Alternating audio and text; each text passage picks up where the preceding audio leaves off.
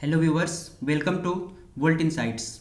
Today we will solve a problem based on feed-forward neural network. So we will calculate output from a neural network. So our question is calculate the output of the neural network having structure shown below for three pattern sets x1, x2, x3 is given by these values. Given that weights are given as assume linear activation in the first layer and sigmoidal in the last layer. सो हमें एक neural network दिया गया है और हमें output calculate करना है। सो हम क्या करते हैं कि हमारे नोड्स जितने भी नोड्स होते हैं, जैसे यहाँ पर एक ये फर्स्ट नोड है, उसके बाद ये second node, this is first layer and this is second layer. So हम नोड्स पर सबसे पहले इनपुट कैलकुलेट करते हैं। Total input is equals to the this given inputs into weights. उसके बाद एक्टिवेशन फंक्शन अप्लाई करके आउटपुट कैलकुलेट करते हैं। सेम नेक्स्ट नोड के लिए हम इनपुट कैलकुलेट करते हैं, total input summation from all the inputs into wait. So input calculate करते हैं, उसके बाद एक्टिवेशन फंक्शन अप्लाई करके आउटपुट कैलकुलेट करते हैं। तो यहाँ पर स्पेसिफाई किया गया क्वेश्चन में कि फर्स्ट लेयर के लिए हमें लीनियर एक्टिवेशन फंक्शन अप्लाई करना है। So linear activation function is y is equals to x, means output is equals to input। So यहाँ पर हम फर्स्ट लेयर के लिए सॉल्व करेंगे। इसे हम कह देते हैं node 1 and node 2। So first node के लिए हम इनपुट्स लेंगे। यहाँ पर x1 x2 x is equals to inputs, हम ये पहले वाले इनपुट्स ले लेंगे। So -3 1 and 2, -3 1 and 2 and weights हैं हमारे,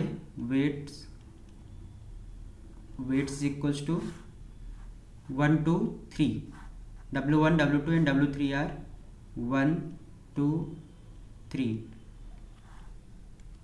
सो यहाँ पर नोड 1 के लिए इनपुट क्या होगा? Input for the node 1 is equals to x1 into W1 plus x2 into W2 plus x3 into W3। यहाँ पर देख सकते हैं x1 into W1 plus x2 into W2 and x3। तो ये this is the summation of xi plus into wi।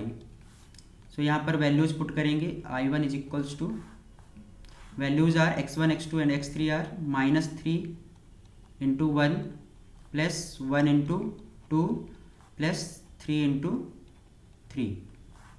सो इसे हम calculate करेंगे तो हमारा i1 आएगा, यहाँ पर 2 है, दिस इज 2। सो हमारा इनपुट की वैल्यू आएगी 5। So input to the first layer is 5। Now हमें लीनियर एक्टिवेशन फंक्शन अप्लाई करना है। सो यहाँ पर आउटपुट क्या हो जाएगा? y1 is equals to i1 input to the node 1। So यहाँ पर हमारा आउटपुट भी हो जाएगा 5। सो इसका आउटपुट हमारा हो गया 5, आउटपुट 5। नाउ W4 क्या है? 4, W5 is 5 and W6 is 6। सो हम अब इनपुट कैलकुलेट करेंगे नोड 2 के लिए। So calculating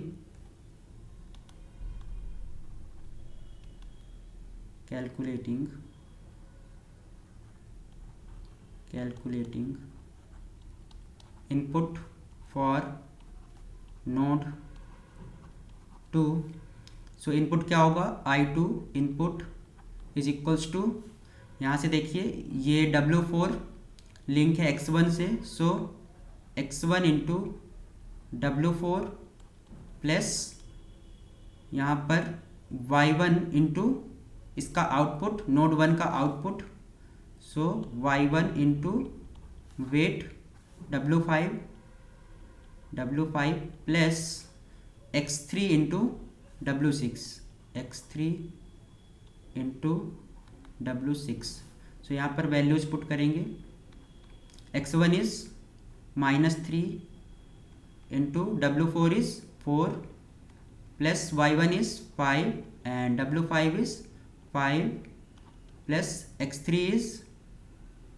is 2 into W6 is 6. सो यहाँ पर जब हम वैल्यू कैलकुलेट करेंगे तो यहाँ पर I2 इज इक्वल्स टू आएगा I2 इज इक्वल्स टू 25. सो ये हमारा नोड 2 पर इनपुट है. उसके बाद हमें नोड 2 पर आउटपुट कैलकुलेट करना है, आउटपुट Y2. सो यहाँ पर हमें क्या अप्लाई करना है, sigmoidal function. So what is sigmoidal function? For sigmoidal function y is equals to 1/1 plus e to the power minus lambda x. So lambda is equals to 1 and x यहाँ पर x is the input. So x is the input to the node. So यहाँ पर y2 क्या हो जाएगा, output of the node 2 is equals to 1/1 plus e to the power minus input is 25 minus 25.